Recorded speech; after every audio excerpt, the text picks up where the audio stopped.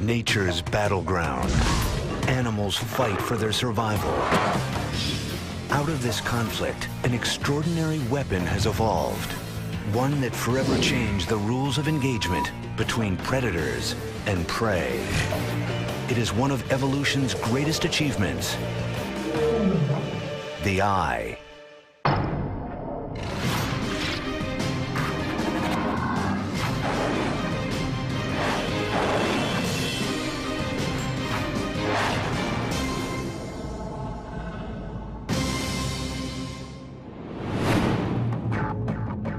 The animal kingdom encompasses millions of species, and more than 95% of them share a common trait: the power of sight. Eyes are everywhere, but look closer. No two species see the world in quite the same way. Animals have a tremendous variety of eyes. We see different appearances of eyes, we see different sizes of eyes, we see different configurations of eyes, and this is because animals have different lifestyles. Among the sharpest eyes in the animal kingdom are those belonging to birds of prey. Searching high in the sky for tiny prey demands remarkable vision. And birds of prey have evolved eyes that are second to none. This eagle spies its prey from more than a mile away. Even while diving at speeds of 200 miles per hour, it tracks its target with deadly precision.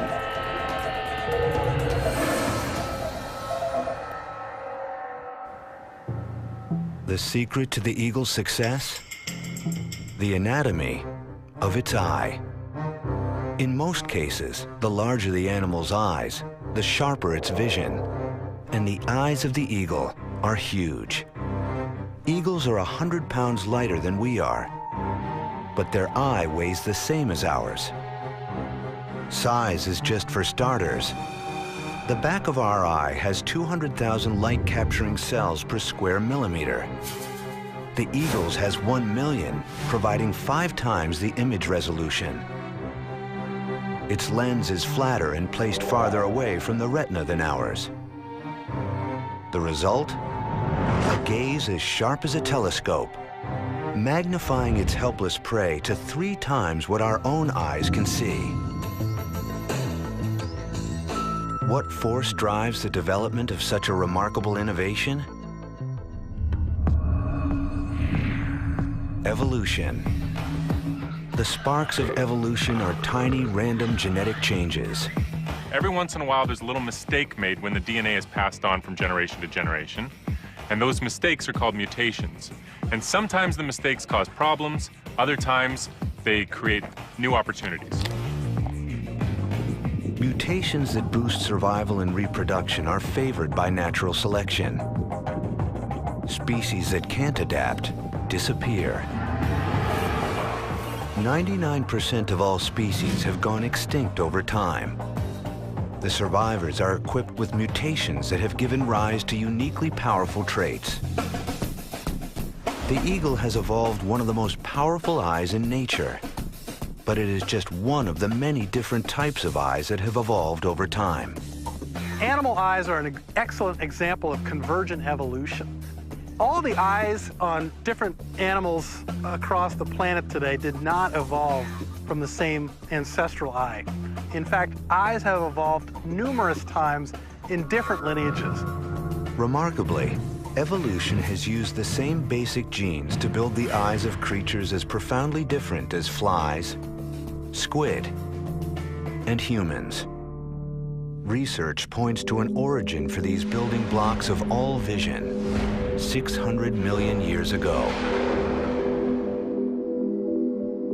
The Earth's oceans are calm. There are no monstrous predators to contend with, no creatures armed and ready for combat. Sea life is simple. Animals come in 2 sizes, small and extra small. They're soft, with little protection, and they have one speed, slow. But it is here that one group of creatures took a dramatic step toward vision. These pioneers are long extinct, But one of the oldest living lineages of animals still swimming in today's oceans provide a peek into the past. Jellyfish. Biologists Alex Goodell and Chad Widmer of the Monterey Bay Aquarium are on the hunt for a test subject. Go get him. One that can give them insight into the roots of vision. Oh, yeah, that's a nice looking one right there, yeah. This is Polyorchis, more commonly known as the bell jelly. The anatomy of this delicate creature is about as simple as animals get. It has no skeleton, no heart, and no brain, just a loose network of nerves. But it has a crucial innovation that its survival depends on. A ring of small dark spots line its base.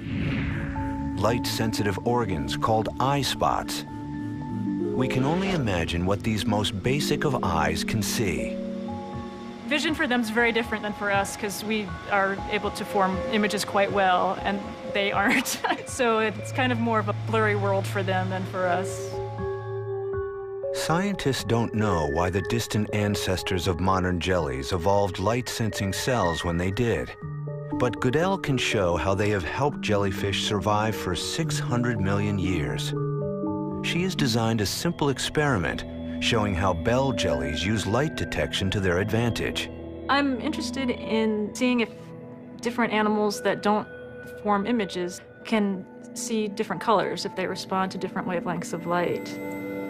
Goodell subjects the jelly to light waves that it would find in its natural environment. First, she hits the jellyfish with a dose of green light. On cue, its body goes limp and drifts to the bottom of the tank. See, the tentacles are getting longer. Oh, yeah, yeah. So you can definitely see when they're relaxing. Tentacles extend, they pulse less frequently. The green light usually makes them appear to relax. They usually will drop down to the bottom and their tentacles will extend and their bell pulse rates will decrease. Why does green light put the jelly so at ease?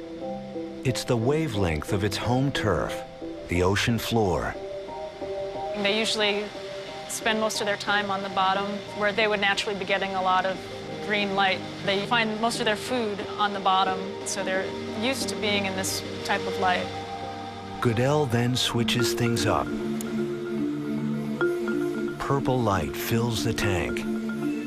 Suddenly, the jelly pulses wildly. When I flip on the purple light, the jellies seem to go into this escape response.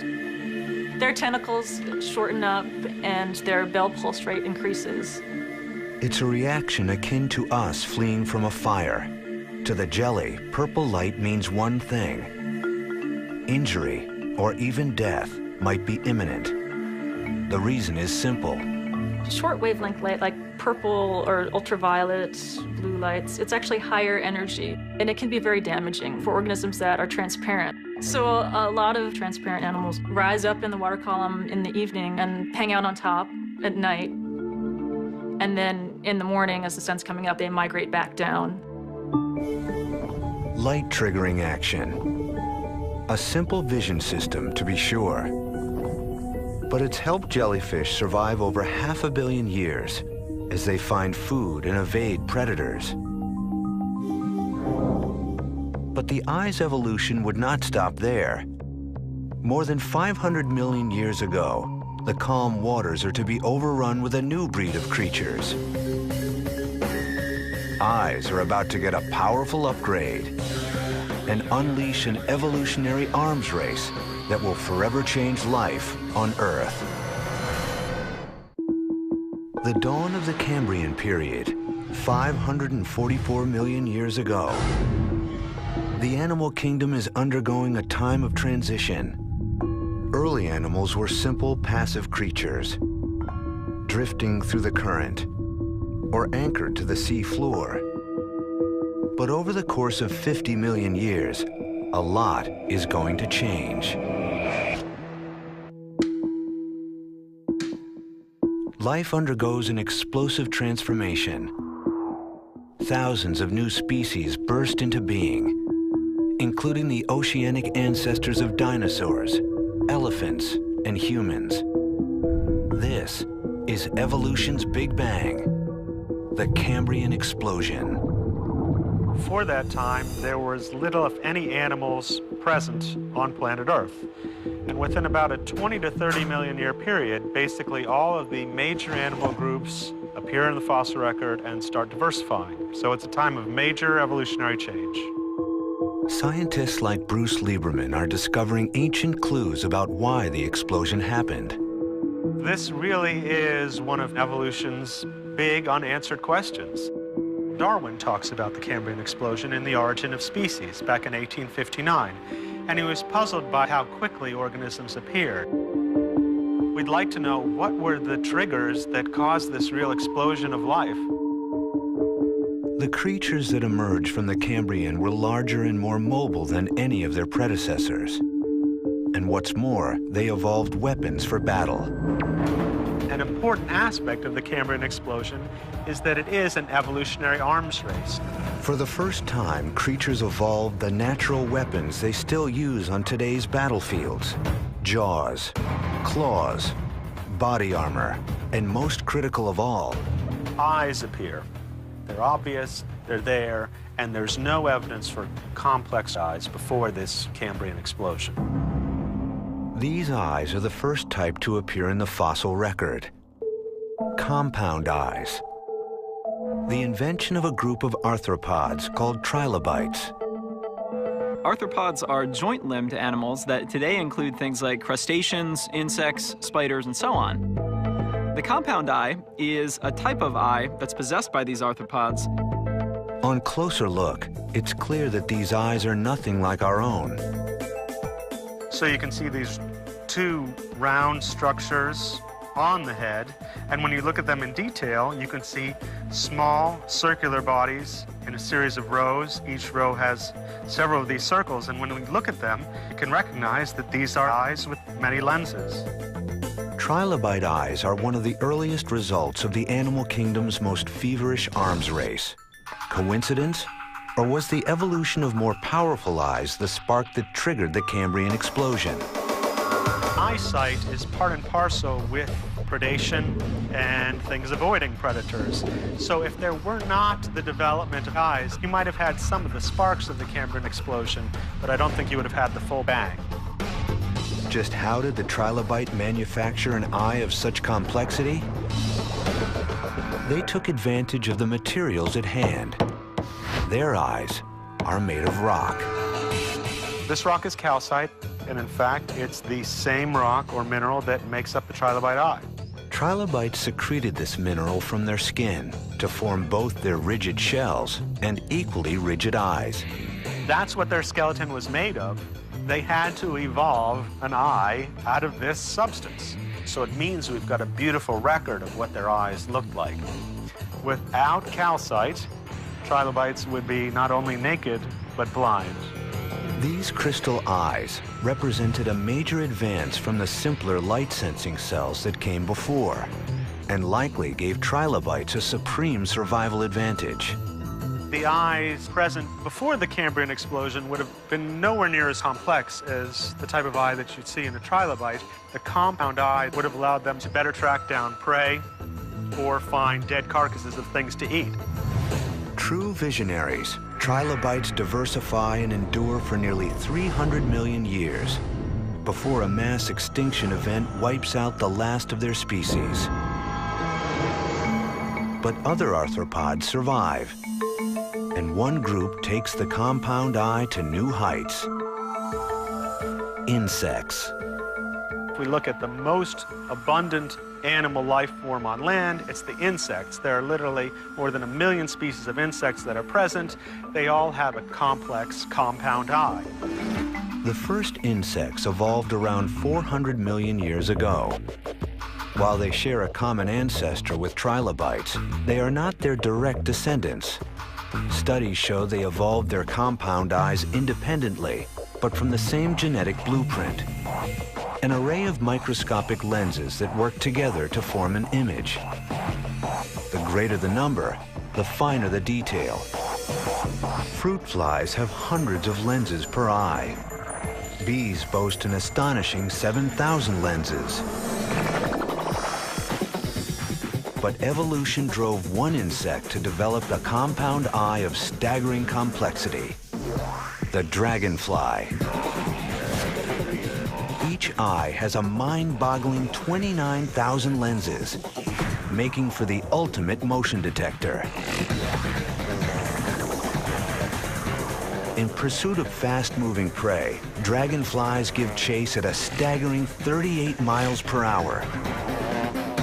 Their eyes' focusing power is poor, but their processing speed is spectacular, resolving images 5 times faster than our own. The result? Lightning reflexes, ideal for timing strikes and avoiding high-speed collisions. The success of insects has made the compound eye the most prevalent in all of nature. But it would not be the only vision system to emerge from the Cambrian explosion. Another group of animals evolved, one that would launch the prototype for an advanced eye of their own: the vertebrates. The eyes of insects and the eyes of vertebrates represent different instances of the origin of eyes. They've evolved from different ancestors to achieve the same end. The vertebrate eye gets its start as a simple light detector. Over time, it will evolve and become the targeting system for history's largest predators.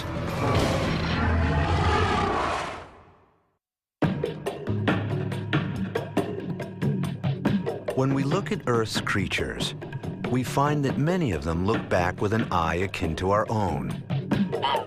In fact, one type of eye powers the vision of all vertebrates, animals with a backbone. A single-lensed camera made of soft tissue, known as the vertebrate eye. The vertebrate line includes reptiles, mammals, and birds. And they all have a common ancestor: a primitive worm-like animal that lived during the time of the Cambrian explosion. How this creature's crude eyes developed into the intricate organs we see with today has fascinated scientists since Darwin. The vertebrate eye is really an icon of evolution. Early detractors of Darwin used it as an example of a feature that is so unbelievably complicated, and it's so obviously a machine, and there's so obviously the mark of an intelligent designer there. Darwin's famous response was to go through a series of intermediate evolutionary steps and show how you could start with a cluster of photosensitive cells on the surface of the skin. From there, you could create a pit eye, which essentially putting those photosensitive cells at the bottom of a pit creates the first directional sensitivity. And from there, you could evolve other sorts of focusing or accommodating parts of the eye, and essentially show that it was plausible that you could have a whole series of steps that lead up to a complex camera eye. This new eye would sweep through the ocean, providing an advanced weapon in the escalating battle between predators and their prey. The genes for building the eye were passed down to all the branches of the vertebrate tree, from the first fish to sharks, and on to shallow water swimmers who would boldly set their sights on an unexploited world. Land, a new arena that one group of predators would come to dominate. These creatures, carnivorous dinosaurs, first evolved 230 million years ago. For the next 160 million years, they would rule the animal kingdom, littering the fossil record with the bones of their vanquished prey. What was it that made carnivorous dinosaurs such successful predators? Was it their size, their speed, their array of vicious weapons? Such traits are the stuff of any megapredator, but they're useless without another key skill: the ability to target prey. Carnivorous dinosaurs surely possess some of the largest eyes in history. But how might their vision have helped them become such extraordinary predators? Paleontologist Kent Stevens made it his mission to find out.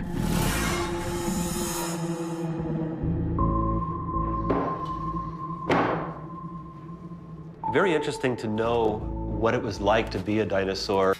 What kind of vision did it have? How did it use its eyes? Stevens faced a major obstacle. Unlike their bones, the eyes of dinosaurs have not stood the test of time. It's essential to fill in the missing pieces because the soft tissue of the eyeball, of course, never is preserved. What you mostly have is just the bone. Stevens used the bones to make scale models of dinosaur heads. These models would serve as a window into dinosaur vision. What I came up with is a way to estimate how well the dinosaur could look out into the world by my looking at the animal. Stevens devised a novel way to make his dinosaurs see. Lasers. The beam lit up the eye, allowing Stevens to plot its line of sight. When the illuminated eye became obscured by the creature's brow or snout, Stevens had reached the limit of what that eye could see. I decided I will trace those lines of sight on an intervening glass between me and the animal, where if I couldn't see it, it couldn't see me. By mapping the lines of sight of both eyes, Stevens could calculate their degree of overlap. When I have these dots now, if I connect them, this actually represents the region which both eyes could see. The area where Stevens's markings overlap is known as the binocular field of vision. What advantage does binocular vision provide? Binocular vision, seeing something with two eyes, is very good for making fine depth judgments. If you have two eyes and you can simultaneously focus on an object in space in front of you, your brain can do a little bit of trig and decide exactly how far away that object is. How would this aid a predator? Imagine a large dinosaur whose two eyes face to the side, resulting in two fields of view that don't overlap. This makes it difficult for the creature to see an object as distinct from its background and to gauge the distance to it. But if its eyes face more forward, their fields overlap, providing a degree of binocular vision. Suddenly, it's a 3D world. Engaging distance to a target is no longer a problem. Stevens knew if he could work out the binocular vision of carnivorous dinosaurs, he could determine how they hunted their prey. He trained his sights on the most iconic member of their group, Tyrannosaurus rex. With 13-inch canines, this 6-ton beast was certainly armed to the teeth. But did T-Rex have the targeting system to back up its bite? T-Rex had 55 degrees, which is very substantial binocular overlap, as much as hawks. Stevens concluded that this vision system allowed T-Rex to target its prey at a distance and pursue it on the run. That certainly would have selective advantage toward being a better predator. You can just stay locked onto your target, and the amount of overlap could allow you to see how the world is moving as you're moving forward. 3D vision was a vital part of T-Rex's arsenal. And looking at skulls from different points in the animal's history, Stevens found it evolved even better 3D vision over time. Its snout narrowed and its cheeks hollowed out to allow for increasingly forward-facing eyes. These animals reshaped their heads evolutionarily for a purpose. You see this steady progression toward more and more binocular vision, so it must have been of advantage to the animal. With forward-facing 4-inch diameter eyes, T-Rex's vision likely ranked among the most detailed in the animal kingdom. But as Stevens discovered, not all carnivorous dinosaurs could hope to follow T-Rex's lead. This is Allosaurus. He was the top predator in the late Jurassic. This animal has very lateral-facing eyes. And not only that, but there's a whole structure here along the top of the snout of this animal, which completely obliterates the view from the left eye to the animal's right and vice versa. So this animal has essentially blinders on it that keep it from being able to have a very wide field of view. Allosaurus turns out to have about 20 degrees of binocular overlap. How could a dinosaur saddled with blinders be a top dog of the Jurassic? It turns out less binocular vision led Allosaurus to assume a craftier mode of predation. Modern predators that have so little overlap between the two eyes, you tend to find that they are ambush predators, like a modern crocodile. One of the important aspects of an ambush predator is to be able to have surveillance and awareness of what's going on around it. So the idea of lateral-facing eyes is completely consistent with an ambush predator. They basically wait until the meal comes to them. They have a task of judging whether the time is right to lunge and try to take out the prey.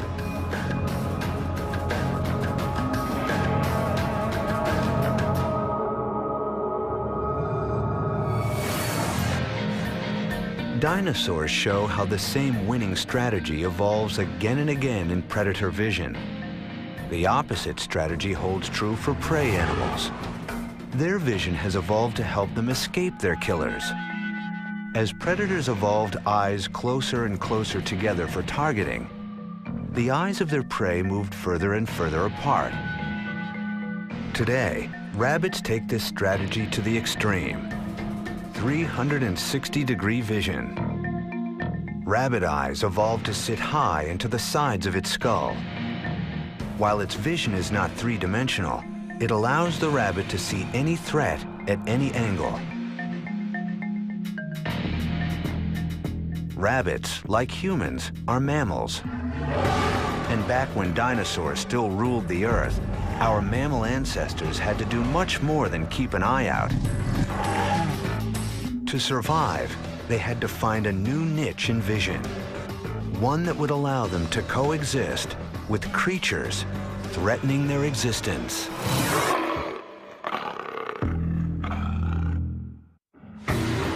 100 million years ago, dinosaurs rule the Earth. The odds are stacked against any animal competing with these mega predators, especially for the evolutionary newcomers, the world's first mammals, pint-sized animals not much larger than mice.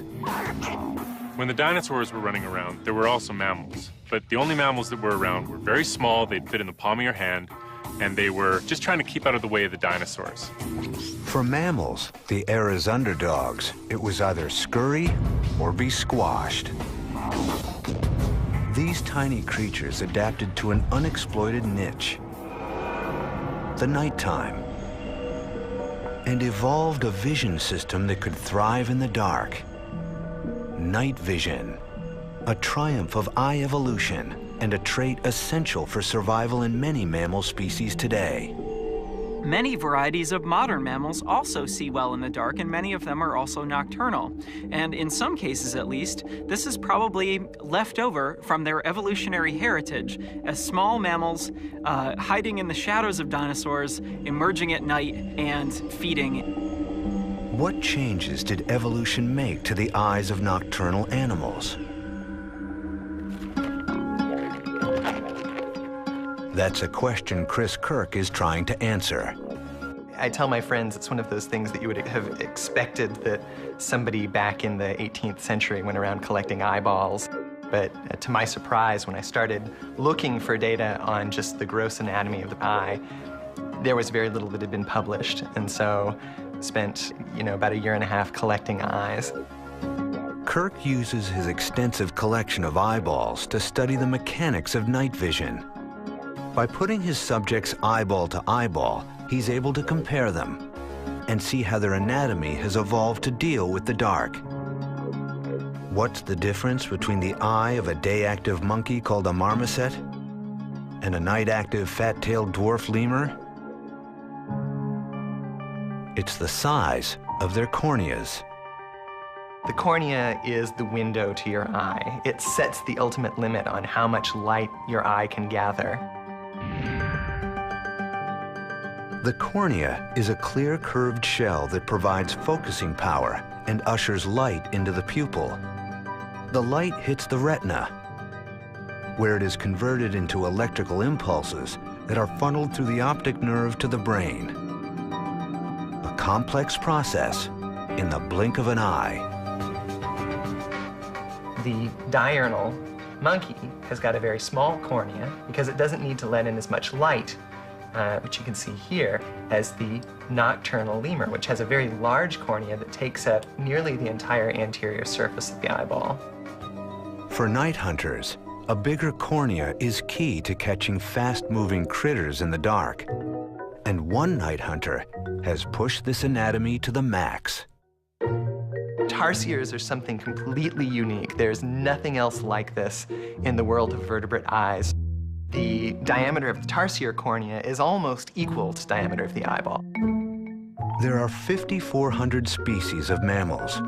Relative to size, none have eyes as large as the tarsier. At 6 inches tall, it's one of the world's smallest predators. But its surveillance system outsizes the competition's. So tarsiers need both highly sensitive vision and acute vision. One of the only ways you can get this is to build a bigger and bigger eye, and that's exactly what tarsiers have done. How big?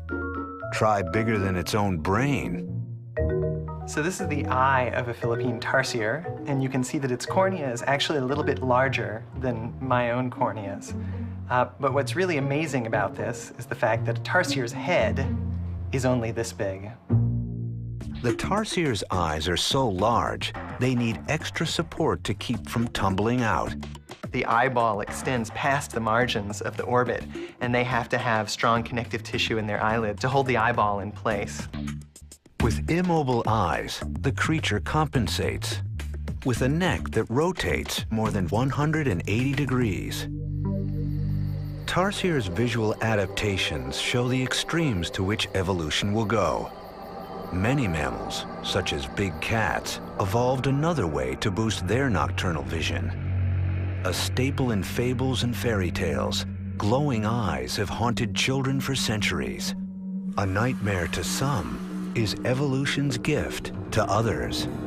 And they can see us just fine. They can see us a lot better than we can see them, for sure. If one of them was over there stalking us, we wouldn't even know that they were there.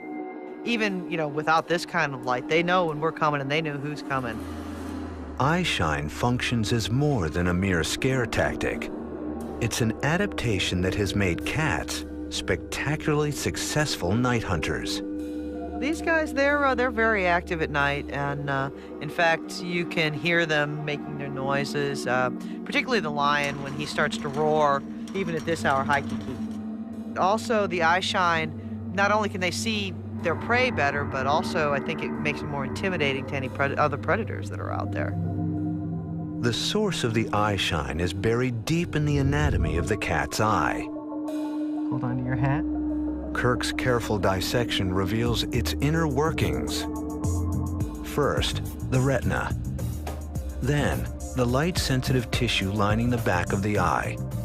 This area is known as the tapetum lucidum. Tapetum lucidum is Latin for bright carpet. So it's the bright carpet in the back of your eye behind your retina. So how does the tapetum work? In your eye, or my eye, there's a black pigment behind the retina that absorbs the light so that it's not scattered. But in species with tapeta, any light that's not absorbed by the retina bounces off the tapetum, the mirror behind the retina, and essentially has a second chance to be absorbed. So you've got twice the chance to absorb every incoming photon of light that your eye captures. On the rebound, some of the light shoots back out of the eye, resulting in a glowing effect. For cats, this mechanism yields extraordinary benefits. They require only 1/6 of the light that humans need to be active in the dark. I think of the tapetum as just this marvelous adaptation. It's such an elegant solution to a pretty straightforward biological problem. And, putting a mirror behind your retina to increase sensitivity, what could be simpler?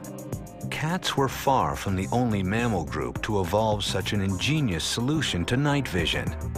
Other species would reach the same result entirely on their own. But I think really the most interesting thing about the evolution of the tapetum lucidum is that it's such a good solution to this problem of enhancing sensitivity that many, many different groups of mammals have arrived at this same solution independently. What about us? Even though we are mammals, we struggle to see clearly at night. That's because 30 million years ago, our ancestors shifted from the night to the day. When these monkey-like creatures moved to a new niche, they would evolve eyes that could see the world like never before. The human eye, able to decipher 2.3 million colors with speed and precision that makes a computer look slow. Our color vision is superior to that of many other mammals, who must get by with far less. To a dog, the world is virtually devoid of color. Only a small number of species, including our primate relatives, can see a full range of yellows, blues, greens, and most significantly, reds. But such adept color vision does not exist in the earliest primates. Its evolution has its roots in the aftermath of a mass extinction. About 66 million years ago, a gigantic asteroid caused the extinction of all non-avian dinosaurs and paved the way for the rise of mammals. After the dinosaurs disappear, mammals radiate.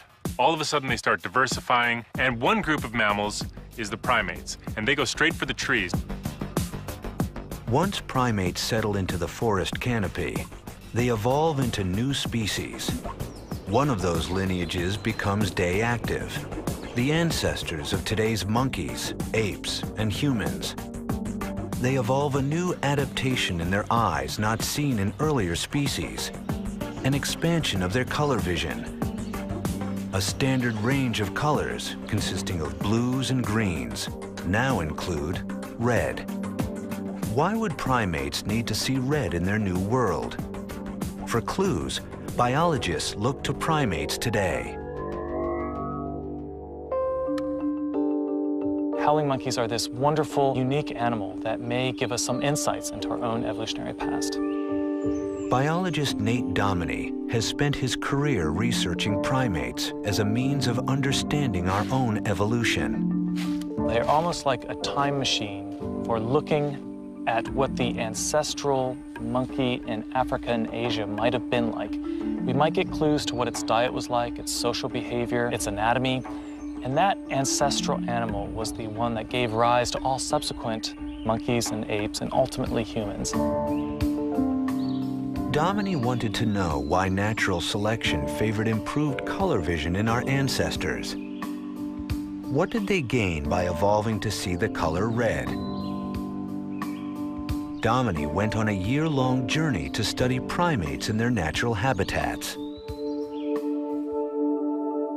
Part of my PhD research was to go to Africa to study monkeys with different diets and to study chimpanzees and to see if there was some sort of common or unifying food item that they might have all turned to that might explain why these monkeys all routinely share a very similar type of color vision. Dominy scanned the rainforest canopy for test subjects, hoping to capture leaf samples from where the monkeys had stopped to eat. But he had a problem. What a monkey eats was high above his reach. It's challenging in the rainforest in particular. When an animal is at the top of that tree eating something and you want the sample, there's not many ways to get it. Left with no other choice, he had to take up arms. We use this very stout, handmade slingshot from Panama that fire small pebbles up into the canopy and leaves will come down. And it's a great way for sampling the types of foods that primates might eat. After collecting and packing up the key samples, Dominy's real work began. Using an instrument called a spectrometer, he recorded the color of each leaf he had gathered in the field. You see that peak in this green spectrum? So that's telling you that this is a green leaf. Now you see how, compared to that last one, This is peaking much more here in this orange region into the red region. Nate's data yielded a remarkable discovery. Not only were the monkeys eating red leaves composed the majority of their diet. It turns out the redder the leaf, the younger and more nutritious it is. Old, mature leaves, they're green leaves, they are tough, they're full of toxins. They're generally leaves you want to avoid. So primates in general tend to go for the youngest leaves possible. And if those young leaves also have a color cue that distinguishes them from mature leaves, then it may be advantageous to evolve a mechanism for detecting those young leaves. To primates, red wasn't simply another color. It was a beacon, a homing device, allowing them to target their key food source from a distance. If it sees red leaves in the canopy, then it knows automatically that those particular leaves are young. And so it can save energy, it can save time, it can travel directly to those young red leaves rather than randomly searching throughout its environment. Increased color vision, a strategic evolutionary leap that scientists discovered was one of many. Primates would soon reap the rewards of another crucial adaptation, binocular vision. It's a trait that predators have repeatedly evolved. But for primates, it served a new function. Primates have eyes at the front of their head, but they're not predators, so why would they do that? Great thing about having two eyes pointing the same direction is you get depth perception. If you're going to jump from one tree and try to land on another tree, depth perception is a really good trick to have. Over time, primates evolved a binocular field of vision of 60 degrees, on par with birds of prey. It's an evolutionary step that allows primates to capitalize on their hand-eye coordination. But this increased binocular vision comes at a price. Unlike the rabbit, primates now had a limited field of view. Most animals have eyes that are laterally placed on their heads, which is to say the eyes are on the side of the heads. And this provides these animals with a panoramic view. And that's really, really useful for detecting predators that may be coming from behind you. So there's a significant cost to putting your eyes in the front of your head. But the advantages are that you have better depth perception, you have better acuity. Once primates abandoned a vision system built for protection, birds of prey were ready to benefit. Swooping in from the sky and plucking primates from the treetops, these aerial terrors were threats to be reckoned with. Based upon the evidence that we have from the fossils, birds of prey have been exerting some type of selective pressure on primates for as long as there have been primates and raptors. Primates were easy targets for these winged predators. Under siege, primates evolved a new kind of behavior. They had to depend on each other. You can imagine then that once these animals evolved eyes on the front of their heads, they needed to live with other animals so that they could improve the probability of detecting a potential predator. Group living was the primates' answer to predation. It allowed them to maintain their high degree of binocular field of vision without sacrificing safety. Their keeping watch with a communal eye resulted in an evolutionary side effect: larger, more powerful brains. So you can see the evolution of group living. And once group living evolves, you have a strong selective pressure, or you might say that evolution favored larger brains, because that's more individuals that you have to remember. Fossils show how the visual system of primates improved over time. Both the eye sockets and the optic nerve canal grew larger as brain size increased. Primates put huge demands on their sight, from color vision to increased binocular vision. They became extremely sensitive to the slightest change of expression on the faces of other primates. This increased need for visual processing fueled the development of intelligence. And you can see how this sort of runaway process for group living, larger brains, avoiding predation, could give you the suite of characteristics that define the primate order to which we belong. A complex and mysterious organ, one that has fueled evolution for more than 500 million years, driving an eternal arms race between predator and prey, and becoming an indispensable tool for millions of species. The eye, an engine of evolution and one of its ultimate masterpieces.